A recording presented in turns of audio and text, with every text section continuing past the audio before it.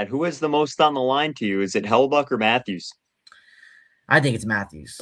I think Yeah. it's Matthews. I think just again the scope. I mean, there's different scopes between these two different players, and again, Matthews.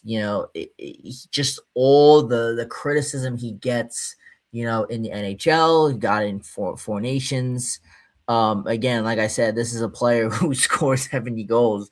He needs to step up and reach that level because we know on the other side of things, Connor McDavid is going to be there. Crosby, they're top dogs. They are going to put up.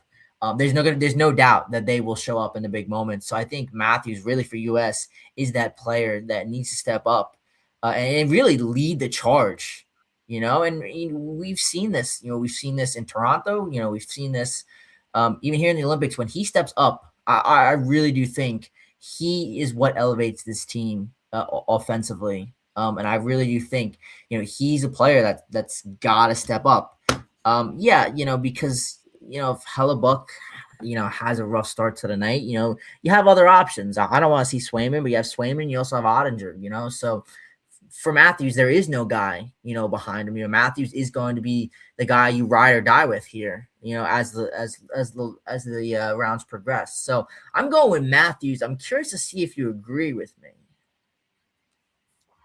I don't, and this is like my hottest take is I think Hellebuck is right there because I do genuinely believe,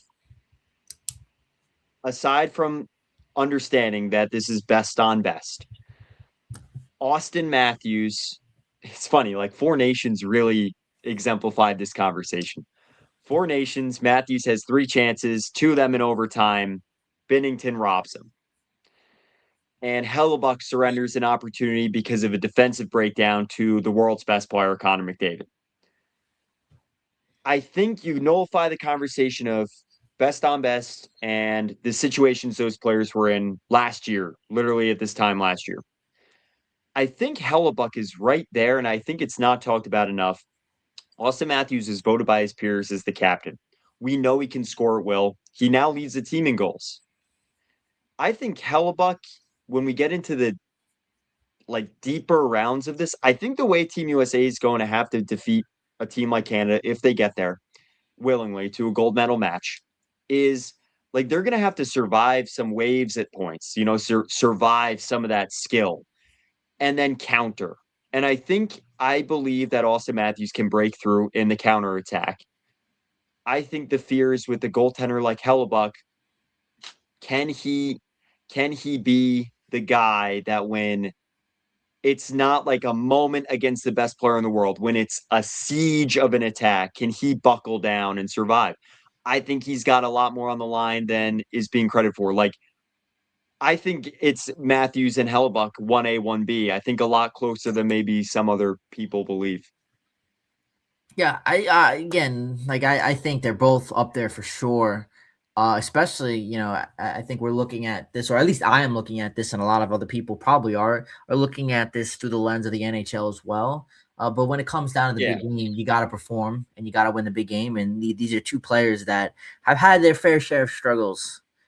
So yeah, they're gonna have to step up and be better. Also, Steve-O, also, number one stat for a goaltender is wins, right?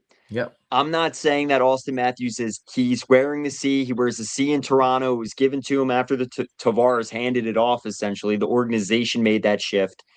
The Leafs have struggled the last two seasons. There is a lot on the line for 28-year-old Austin Matthews.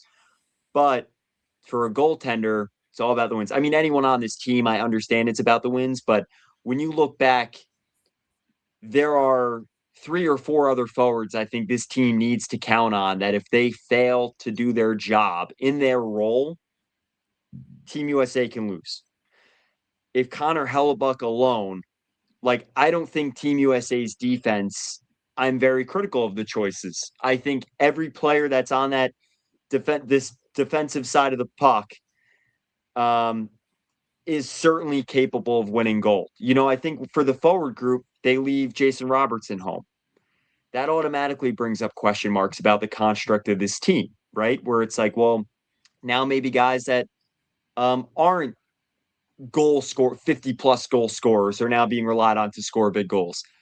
So I think there's a little more to the forward group that you could criticize that if the team loses, you can look at and point to rather than the goaltender, right? Like it's not like they're starting the United States second best goaltender over Hellebuck. Like Hellebuck is the clear cut number one. So Yeah, that's my final point there.